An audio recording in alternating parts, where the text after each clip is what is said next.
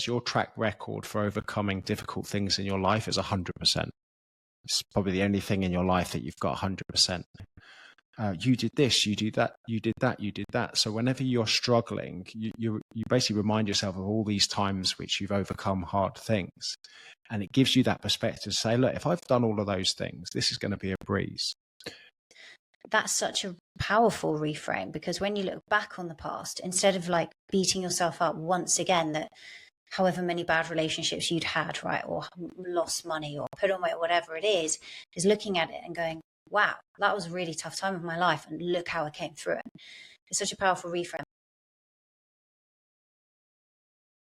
So Jay, it's so great to have you here. I think before we kind of get stuck in, one of the things that has helped me in life, going from like a complete changing career as a corporate lawyer to what I do now, has been really mastering both my mindset and my discipline. And you talk a lot about both of these. So firstly, welcome to the show. It's great to be with you today. Thanks for having me. Let's first get a little bit more background for listeners about your story and what made you write Hard Stuff, Easy Life. So my background, I was in the British Army from the age of 17 to 25. And I think one of the main reasons being was the lack of discipline and focus and direction that I had in my life. And, going back at 17, I didn't really know what I wanted to do with my life, but it wasn't going down the right path. And, at that time, I remember thinking, there's only two paths, prison or doing something about it and joining the army. And what the army really taught me is habits, routines, discipline. And, when I left, that completely changed my life. So I was very fortunate to have that kind of stepping stone into it. And when I left, I kind of lost a little bit of my identity. I was unsure what it was that I wanted to do. And one of the things that I did find was competing. So competing in natural bodybuilding shows and just having that focus, direction and goal. And very much when I was in the military, you were kind of doing everything in 6 months. So kind of 6 months getting ready to go on operations, 6 months going on operations, and then kind of 6 months doing regimental duties. So to go from that to kind of bodybuilding really, really helped, really gave me some direction and drive. And over that time, being in the fitness industry, competing, I really started to notice that the biggest change for me and the biggest change for clients was from the neck up. And, a lot of things that I say is that, that transformation does start from the neck up. And when you get your head right and your mindset, everything else follows. So that kind of led me on the journey from really coaching people with their physiques and, body transformations, which I still do, but knowing that all starts by somebody getting their head right. Yeah, very much so. And I guess as well with people who maybe get temporary results, there's a big difference, right, between temporary results and those who actually get them long term. And that is a mindset thing. Yeah, 100%. And it comes down to a lot of habits and routines. And I think the why for doing it, because a lot of people that say, let's just chase something and want quick results, a lot of that is when you ask enough whys, you tend to get to that root cause, and it's unhappiness. And it's not being happy with where they are in their current situation, and this thought process of going, well, if I get what I want, I'll be happy. And one of the reasons that a lot of people, focus on getting a transformation incredibly quickly is because they think that it will change their life. And it will change your life if you do it the right way. And when it comes to transformation, anything that you are trying to do quickly doesn't, most of the time is temporary, because you're looking for a quick fix. You're not looking to change the habits and routines. You're looking to be miserable for a small period of time. So apparently you can be happy with the results, but the results don't seem to last when you're not building up those habits and routines and enjoying what it is that you're doing. And there'll be people listening to this, I guess, who think, well, I find it so hard. I just can't discipline myself. I can do it for a period of time and then I find it really difficult. I know at the very beginning of the book, you set the parameters on that, how really discipline ultimately is helping create freedom and discipline helps you to win. What would you say to someone who's sort of sitting there thinking, I want to have more self-discipline, but I just don't know how to sort of follow through on that consistently. I think one of the biggest things is understanding how we are motivated, because a lot of people always say to me, oh, I wish I had your motivation. And I always say, well, I'm not very motivated, but I'm disciplined. And not a lot of people know the difference between the two. And something that I always say is that motivation is doing things when you feel like doing it, and discipline is doing things regardless of how you feel. When you're motivated, it's very easy to do stuff. But if you're disciplined, you'll do stuff regardless of how you feel, because you know that the outcome and the feeling comes from after doing things, not before.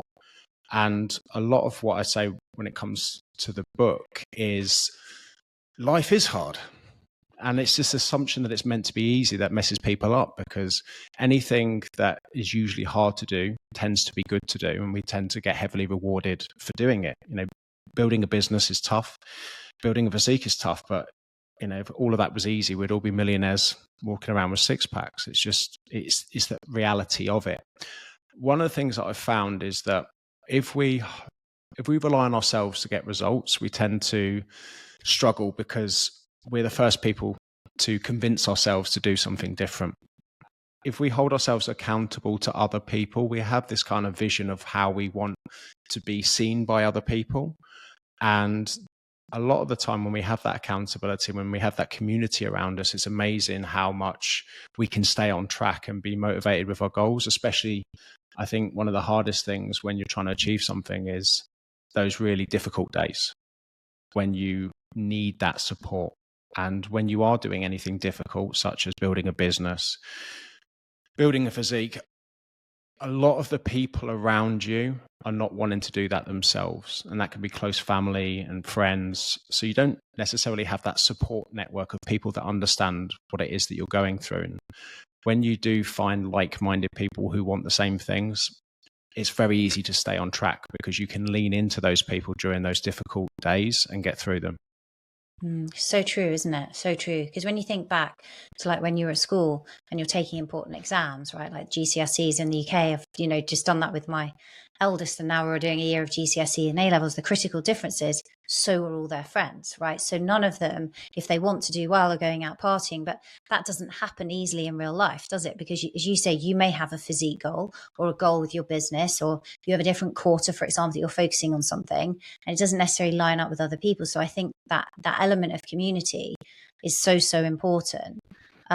One of the things I really liked in the book is the way also is that you bring people into the present moment, and you have this set of mindful practices, which they're actually no extra time, right? Some of them are 5 minutes maybe of mindful breathing or something like that. But a lot of them are actually just bringing you back into the present moment in an activity that you're doing. It could be cooking, it could be being with the kids, it could be any number of things. Where did that come from? Because was that something that you learned in the military in terms of mindful attention? I think like a lot of things, you have to really mess something up to understand it. And for me, it was 2016 where I had probably my most successful year I've had when it comes to business and ticking boxes of things that you wanted to do. And I got to the end of the year having done everything, and then just feeling miserable. And the reason that I felt miserable is because I wasn't being present with people around me, and I was doing it all for the wrong reasons. And I think sometimes we really, really kind of get caught up in trying to get to the next level, trying to tick the boxes, trying to do the next things. And a lot of the time forgetting why we're doing all of these things. And, I've got 2 kids. I've got, lots of great people around me. And the mistake that I made in 2016 was just trying to become successful for them and ignoring them kind of completely, because I was very much focused on, an example I'll give you. I'd quite happily spend 30 minutes on a phone call to a complete stranger, but then I'd be absolutely exhausted by the end of the day and spend zero time with the people that actually mattered. So I kind of messed it all up many years ago, which made me have to kind of extreme reset and be aware of these things. And that was a massive change, going from being on the phone all the time, answering every email, getting back to every person, to not being on the phone, to having curfews, to switching off social media on my phone at 8 o'clock, to having Thursdays where I don't have a phone on me. I had to take it to extremes to kind of ease back and then really understand what it was all about. And it is that presence, it's being around people. And actually that's where I found that I got my happiness, that's where I got my energy, and actually that's where I got my focus. Because a quote which I love is that you can't see a label when you're stuck inside the jar. And what mindfulness and presence does is it enables you to step out of that jar a little bit and actually see what this is all for. And so for me, that massive change come from messing it up completely. And how much do you think that is a necessary part of the journey? I think some, quite often I'll work with women, for example, who are thinking of leaving a corporate job and starting their own business. And I think certainly in the corporate world, there is this sort of hustle and grind mentality that's still very much there. How much do you think when you're starting a business with yourself and the people you work with, actually some of that is, there's going to be a lot of sacrifice? Or do you think that there's a way of doing it from the beginning in the way you describe, where you are more present and mindful, and you do have curfews and things, but you still make the same progress on those goals? I think the hardest thing to do is to actually see the results for yourself and what it is that you're doing. The thing that messed up for me is that I was getting a lot of results doing it the wrong way, so to speak, where I was just working, the harder that I was working, the more things I was getting done, but it was coming at a cost. And it wasn't until 2019 that I actually was like, right, okay, we've got just as busy year this year. The only difference was as I worked 5 days a week. I was off social media at 8 o'clock, and I pretty much did everything that, achieved everything that I did in 2016. And what that allowed me to do is to show myself that it can be done a different way. So I think it's down to the individual. You do have to kind of learn from your mistakes, but they don't have to be as great as some of the mistakes that, say, I learned, because you can learn from the mistakes of others. And it's trusting the advice of others, listening to people who've been there, done that, and got the t-shirt, and implementing frameworks that other people have created from their mistakes. Yeah, for sure. And what does it look like for you in terms of, what does a day in the life of Jay look like? How much, like from when you wake up, I guess, what are like the set of practices or habits and behaviors that you adhere to on a daily basis? I'm sure people will be really interested in what your morning and evening routine looks like, how do you have like dedicated work blocks where you're more in flow? How do you design your day? So mine starts at 4:30, and normally when I say that, I get the odd, oh, here we go, another one of those. You're ex-military, so kind of to be expected. So I will give the rationalization for the very early start is I do have 2 young kids. I'm my most creative in the morning, and I do some of my best work. And I love nothing more than sitting on the sofa and writing and doing my newsletters and writing, say, a chapter in my book. But if I want to do that, my kids also get up early, and they're normally kind of 6:37, and I can hear them coming down the stairs, and I'm like, oh, there goes my creativity out the window. So a lot of that is to know that I'm in a creative flow early in the morning, and to get up early to do that. So normally it's about 4:30. One of the habits that I've done for many years now is stretch. So stretch for 20-25 minutes. I go to an early morning jiu-jitsu class 3 times a week, and twice a week I normally exercise or go to the gym. And that tends to be how I kind of start my day. And another thing that I've been a fan of for many years now is cold therapy. So it started off with cold showers, then moved into sea dips, which I still do frequently. And then I was one of those weird people who bought a cold plunge to do in his garden. And I love doing it because I wake up and my eyes roll and I never want to do it. And really, the way that I explain it is there's a lot of things that are beneficial to you. Some are physiological and some are psychological. And anything that makes my eyes roll that I don't want to do, but I feel awesome when I've done it, I convince myself to do it as often as possible. And cold plunges and cold is definitely that thing that I've never met anybody who actually enjoys doing it, but they always say that they like that feeling after. And it's, for me, it's very much like the gym. Yeah, most of us don't enjoy going to the gym, but we love that endorphin rush once we've completed it. And I always say to myself, it's training my discipline muscle. So a lot of my morning routine is kind of set myself up to win for the day. Having a lot of selfishness so I can be more attentive and present, and more selfless throughout the day. And my evening routine is very much focused on finishing work and winding down. So a hot shower, say 7:30, and put the kids to bed, spend an hour watching something on Netflix with my wife, and then I'll head up to bed about 9 p.m., read a paper book in bed, do a little bit of breath work, and I put on some brown noise, and that really, really helps me settle and sleep. So that's kind of my evening routine. What type of breath work do you do in bed? So it alters, really. I mean, I do like doing a couple of Wim Hof breathing techniques, and I just find that my heart rate drops from around about 65, 70 down to about 40, 45, and that makes me really, really sleepy. And another one which I really enjoy is Andrew Will's 4-7-8, which is like 4 seconds in through the nose, 7 hold, and then 8 seconds out. And one of the things that I've loved about breath work, which I've probably been doing for a couple of years now, is that I find, how I explain it is that my head is like one of those televisions that is just all the back in the day when all the TV programs are done and all you see is white noise and it's very loud. But when I do breath work, it kind of puts the volume down and it's peaceful. So I've very much been a fan of just concentrating on the breath and getting that kind of thought process out of my head, because what I found is, when you think a lot and focus on the breath, you get that kind of peace from mind for that small period of time that you do it. Yeah, for sure.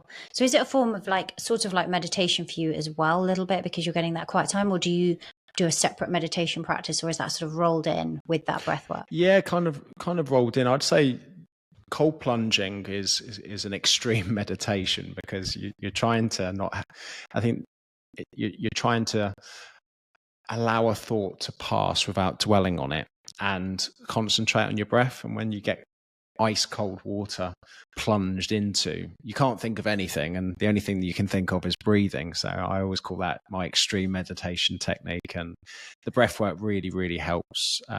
Mindfulness has been something that I've been very much focused on, and I think a lot of people get kind of meditation and mindfulness mixed up and not really understanding what it's all about. Because I think a lot of feedback that I get from it is, especially with meditation, they're like, oh, I can't stop thinking during it. And I'm like, well, you won't stop thinking. That's the whole point of it. What the technique is allowing yourself to have those thoughts and kind of imagining them as kind of a feather on your brain and just allowing that thought to pass. And if you get very good at that, you stop getting so much dwelling in your head and overwhelm. And mindfulness for me is really, really helped just bring myself back to the present. When I'm walking and thinking of so many things, it's just stopping my mind. And I live down on the seafront, so it's then listening to the waves, sometimes pressing pause on your podcast or music and just sitting there for 2 or 3 minutes and just looking out to sea, and all these kind of little things. And it's amazing how much they make you think differently and feel differently. Yeah, I totally agree. And when you were just sort of kind of tracking back to your morning routine, this is something that I speak to so many people that struggle with to a degree. I'm like you, I'm a big fan of exercise early morning at sort of 5, because it really just sets my whole frame for the day. And I think, when we're talking about meditation there, I can find that my head is quite distracted and can get, all over the place. And even something like as simple as lifting weights creates like rhythm and order to that process. I see you nodding, so you're just like very similar. I think the thing as a parent that's difficult, right, is in that state post workout, post cold plunge, you're so primed for that creativity. You've got this lovely cocktail of neurochemicals like dopamine and serotonin and things and epinephrine. But then when you are a mother or a father, quite often, instead of you being able to go to work and really get straight into flow, right, it's intercepted with things that you also love, like family breakfast, but can kind of bring you back into that more scattered state. How do you sort of organize that section of your day? I think the way that I kind of look at it is once my cup is fairly full, I can deal with life a lot better. And there's many different things that can fill that cup up. So with what it is that I do in the morning, let's just say that if I can get 2 of the 4 things done, I'm pretty much okay. So if I can get, in an ideal world, I'd love to get a stretching session in. I'd love to get a breathwork session in. I'd love to get some jiu-jitsu in. I'd love to go to the gym afterwards.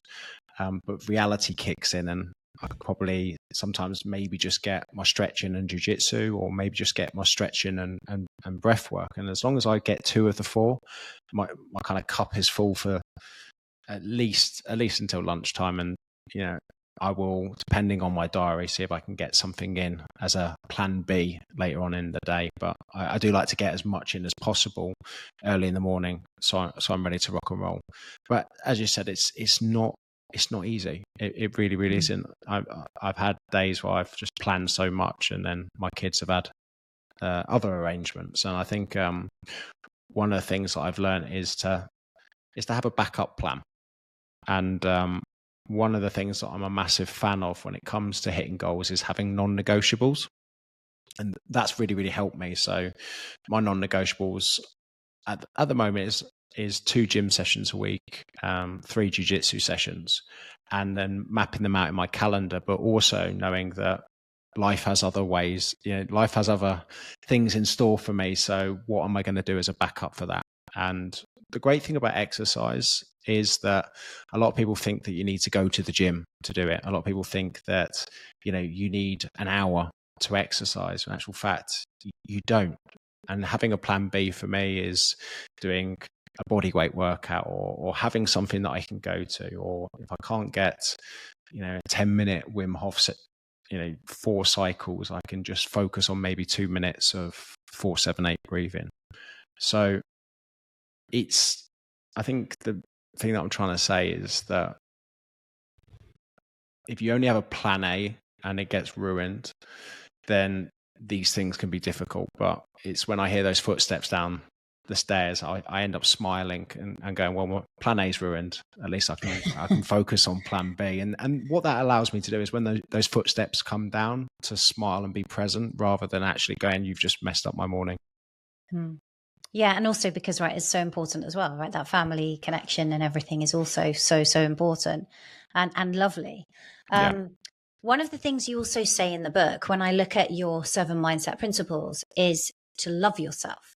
This, again, is something that so many people struggle with. In a separate chapter, right, and No One Cares, you also talk about how we blame ourselves for things. There's personalization. We can catastrophize about things. And they're sort of quite interconnected here. What's behind that? Why do you think we give ourselves such a hard time? I think we feel that if we allow ourselves to be happy with ourselves and content, that we'll stop pushing for the things that we want. And I think this is where a lot of people get confused about it.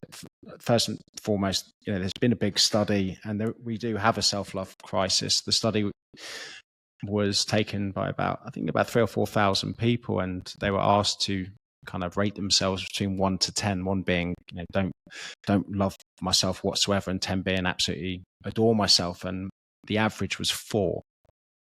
And I think there seems to be this tendency of looking after yourself and selfishness kind of tied up, because no one wants to be called selfish.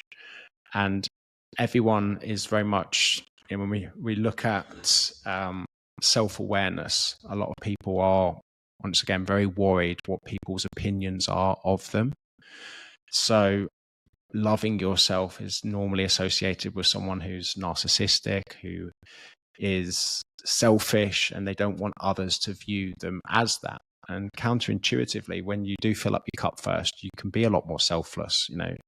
When you are a coach, the best thing you can do for your clients is to show up at your best. And to show up at your best, you best be getting plenty of sleep, eating healthily, and getting plenty of exercise.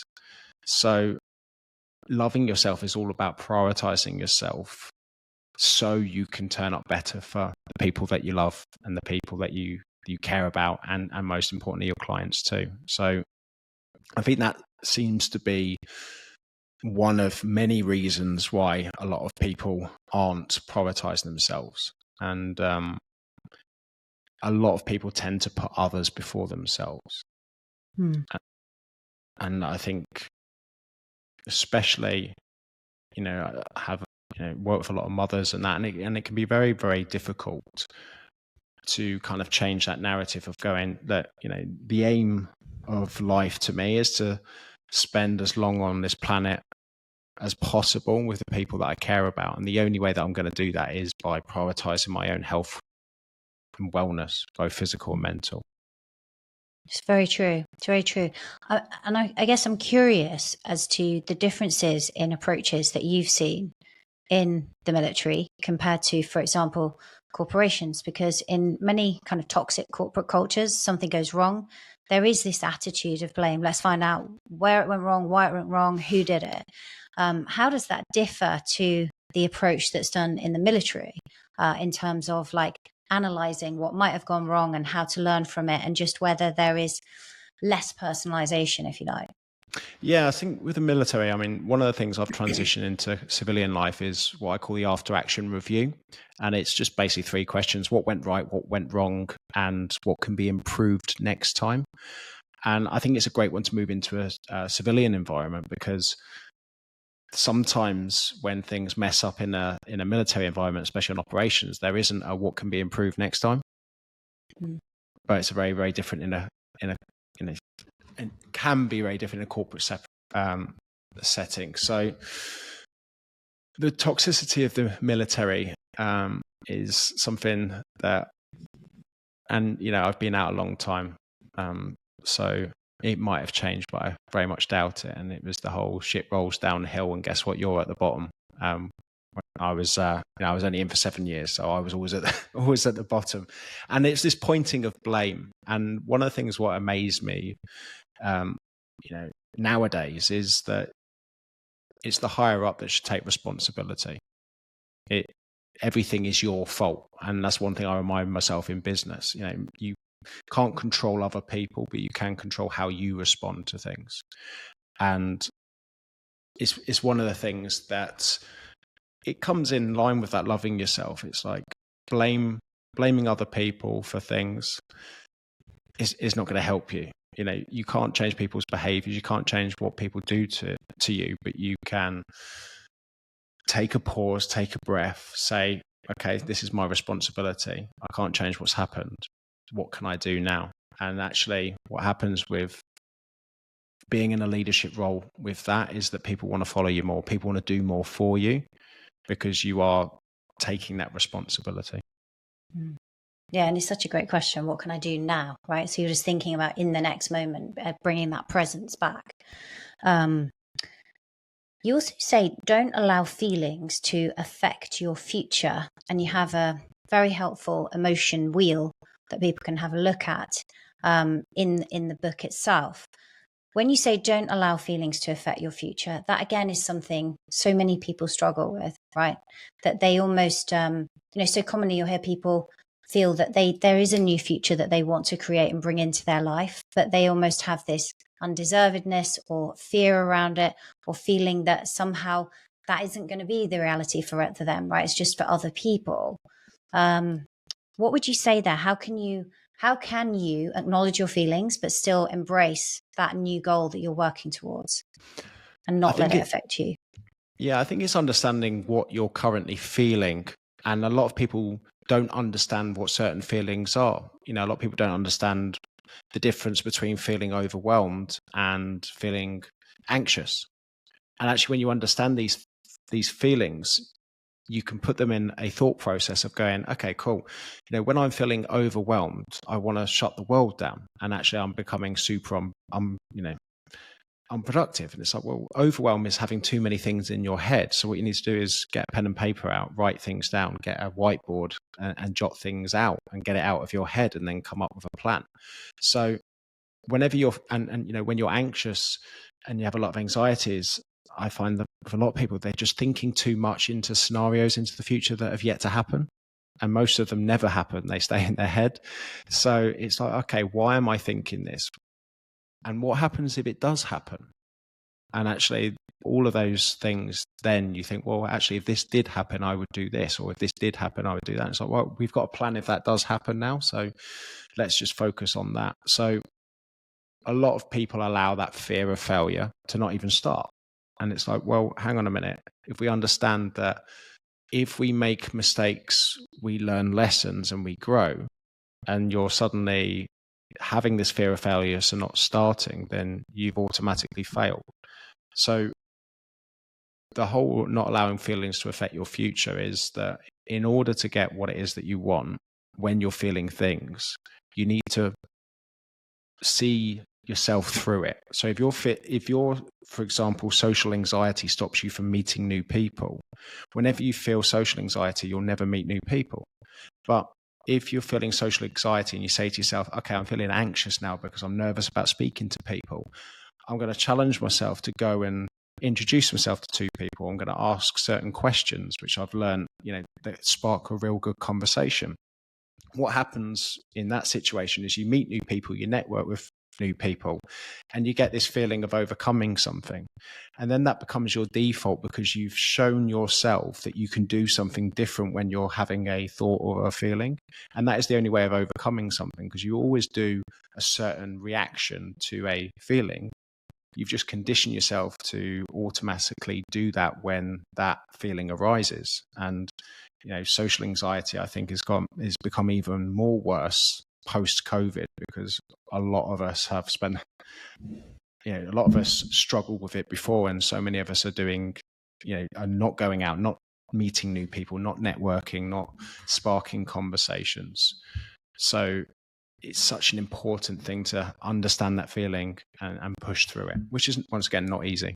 No, it isn't. And I think also something that you talked about there when you were talking about the sort of backup plan, right, of what happens if it does go wrong. I think people are so afraid of, of actually going there because they have this fear. They're like, I don't want to acknowledge it. Like, what happens? Like, what happens if I lose my job? Or what happens? That they don't even go there. Whereas actually, as you say, once you go there and go, okay, well, what would I do in that scenario? It's unlikely to happen, but what would I do? And you understand that then it releases the power it has over you, right? Because you've acknowledged it and you've stared it in the face. Yeah, I mean, 2012, the worst thing happened in the world, I became redundant. 10 years later, that led me on to doing what I do now.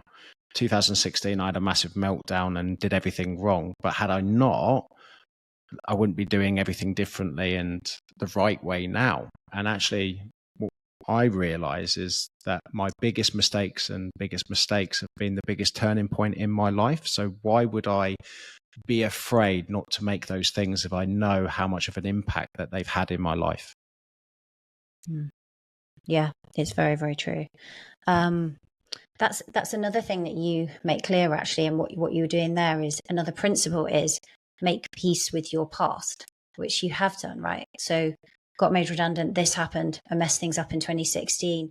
Again, that's something that people struggle with, right? Making peace with their past. They almost keep reliving the past. And I think there's really good evidence that when you relive something or you like have that memory repeat, you actually embellish it. So it becomes worse than it was before. What tips would you give people on how they can make peace with their past? I think it's understanding your past and kind of revisiting it. And we say making peace, it's a lot of it is down to people, not allowing that person to let go of that person, to forgive that person, to let go of that past so you can focus on your future. And it's one of the hardest things to do. It really, really is, especially when it comes to relationships, especially when it comes to your upbringing. All of these have a significant impact on you in your present and you in your future. But one of them you can't change, and one of them that you can change. And the only way that you can have a more focused and more positive future is by understanding that those things that have happened to you or for you can't change. So it's time to let them go and focus on what it is that you can do now for that exciting new future. And once again, it's really depending on what these things are. They're not easy things. It's very easy to look back at your past and go, I made all of these mistakes. I'm 40 next year, and I speak to so many people that, an example, someone came to me and said, Jay, I'm 40 years of age and I've done nothing with my life. And I just feel that I've wasted everything now. And my response to that is, well, one, you're only 40. It's not that old. Number two, you say you've done nothing with your life, but you've got 2 kids who are awesome. And I think you just need to change the way that you're thinking. And number 3, amazing things can happen when you know what it is that you want and dedicate some time and effort in the space of 2 to 3 years. Your life can completely change in 2 to 3 years. And actually being at kind of 39, 40, you have more life experience. You take things more seriously. You know yourself a lot better, else you would be coming to me and saying these things. You're going to be okay. Don't look at everything that you've done till now to look at that's wasted. You probably wouldn't have come to that conclusion had you not reflected on everything that you've done. So it's that letting go of this kind of regret of going not doing anything. It's going, you're doing something now, and actually you might not have come to that conclusion had you not done that kind of 8-9 years of saying to yourself, I've done nothing with my life. And they're falling into that trap, right, of the blame and the personalization once again. How much have you employed visualization in helping you to achieve your goals? A hell of a lot. I mean, I always start from the end and kind of work backwards, especially with kind of short and long-term goals. It's, and I'm always kind of looking at the life that I want at 50, the life that I want at 40, the things that I need to do to basically stack the decks in my favor to do that. For me, I have a vision. One of my favorite places to go is North Devon. And it's an exhausting place because the tide goes out so much, and I'm having to carry my surfboard and my daughter's surfboard sometimes 2 kilometers along the beach to then go and surf for 2 hours and then carry these surfboards back. And I'm like, my visualization is I want to be able to do that for my grandkids at 75 and surf with them for 2 hours and then carry the surfboard back. And then I ask myself, how can I stack the decks in my favor to make sure that is a reality? Because it's a good goal to have. It's like, make sure that you're exercising, make sure that you are doing resistance training, make sure that you are looking after your health, make sure that you're connecting with your kids so they want you to surf with your grandkids. And that really just allows me to focus on daily, weekly and monthly habits that are gonna, as I said, stack the decks in favor of that happening. That's so true. So true. You also talk about when, in terms of overcoming hard things, you reference Goggins' cookie jar, of having this cookie jar of obstacles that you've had to overcome, so that when you're feeling like you're having a bit of a wobble, you can actually go back to it and pull these out and show that and have validation. Can you explain a little bit more around that? Because I think it's just such a helpful thing. Yeah, I think one of the most important things for confidence is a perspective on things that you've overcome. I love a quote that says your track record for overcoming difficult things in your life is 100%. It's probably the only thing in your life that you've got 100%. But one of the things that we forget is we forget to remind ourselves how awesome we are. And the cookie jar is all about having this kind of imaginary cookie jar in your head, and imagine like a fortune cookie where you go in, you crack it open and it says a piece of wisdom. Your kind of mental cookie jar is delving into your head, cracking it open and saying, hey, you did this, you did that, you did that, you did that. So whenever you're struggling, you basically remind yourself of all these times which you've overcome hard things. And it gives you that perspective to say, look, if I've done all of those things, this is going to be a breeze. And I've spent many years building up my cookie jar with a lot of things that I've done. And when I am going through difficult times physically, mentally, I pull those out and go, hey, you've done that. Don't forget that we did this and we accomplished that. And it puts me in the right kind of headspace during, when you're trying to achieve difficult things, to go, hey, I just need to breathe right now. I just need to take a day, take a pause, reflect, and then carry on. And it's such a powerful reframe as well, right? Because we were talking earlier about self-blame and things that have happened in people's past. That's such a powerful reframe, because when you look back on the past, instead of like beating yourself up once again that however many bad relationships you'd had, right, or lost money or put on weight, whatever it is looking at it and going, wow, that was a really tough time of my life, and look how I came through it. And I'm here today because of that experience, and I've grown as a person. It's such a powerful reframe at the same time. I love that. And by the way, I love your goal of getting to 75 and doing that 2-kilometer walk with the surfboards. It's amazing.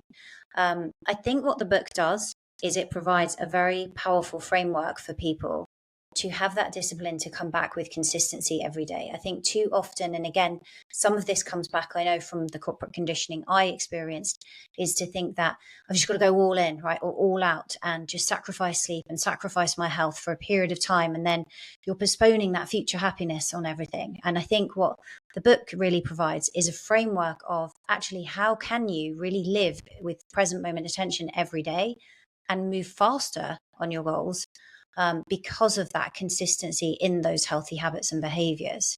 Is there anything you want to sort of add to that people should be thinking about?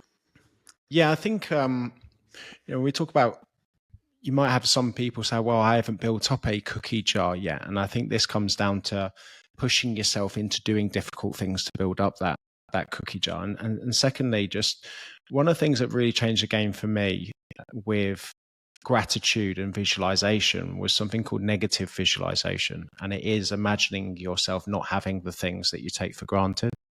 So, and it sounds a little bit somber, but it's like, a lot of people say to me, yeah, I'm grateful for my children. And it's like, okay, cool. But if you keep saying that every single day, do you really mean it? Or are you just going through the motions of gratitude?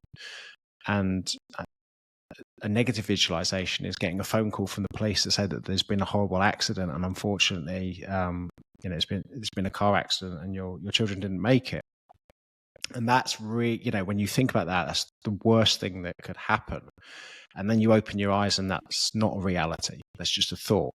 And what the visualization now is like, how much are you grateful for your family? And that really put things into perspective to allow me not to have dark thoughts and that, but just really go, imagine these things aren't in your life now. How much would you miss them? And then reminding myself that I don't need to miss them because they're here right now. And that puts me smack bang into the present of what it is that I want to do. Visualization is such an important thing. And I notice a lot of it during the pandemic. I lived by the sea. I was going, for a sea swim every single day during the pandemic. I think I did a sea dip every day for 2.5 years. And a lot of my live streams, people said, oh, I wish I lived by the sea. And we forget that we can make these choices. We can do these things. I wish. It's like, why don't you? And at the moment you can't, because we're all stuck inside our houses. But that might remind you to go and visit the sea once in a while, and actually just say, look, best time to do those things are now. And if you want to do stuff, don't wait until the right time to do it. Just go and do it. How do you think they can find the courage? I think one of the things that I'm always aware of is two things: avoiding or exposing. And I always find when I'm avoiding something difficult, it's because I'm scared of it, and I kind of need to find ways of exposing myself to do it. So courage becomes easier with accountability. Find other people that want to do the thing that you want to do, and that thing becomes a lot easier. Like I say, with cold plunges and sea dips, the more people that you do a sea dip with, the more fun it is, regardless of how cold it is. And it's just very difficult to do by yourself. So know what it is that you want to achieve. Find people around you that want to do similar things and hold each other accountable to do it. I love that. I love that. It's a great book, and I love your philosophy on life. Where can people find? I think it's now available in all bookshelves, all bookstores, should we say? Yeah. But please link to where they can find the book, where they can find out more about you. I think you're very active on Instagram. You have a big following there. But please share, Jay. I know listeners will want to connect with you. So, as you said, the book's available. If you go to hardstuffbook.com, it's available on Audible and all good bookshops, including Amazon. And the best place to find me is Instagram. I'm very active on messages. So if anything resonated with you in this podcast, just DM me. I'd love to hear it. Amazing. Thank you. We will link to all of that in the show notes. Thank you so much for coming on the show and also putting this work out into the world. Thank you.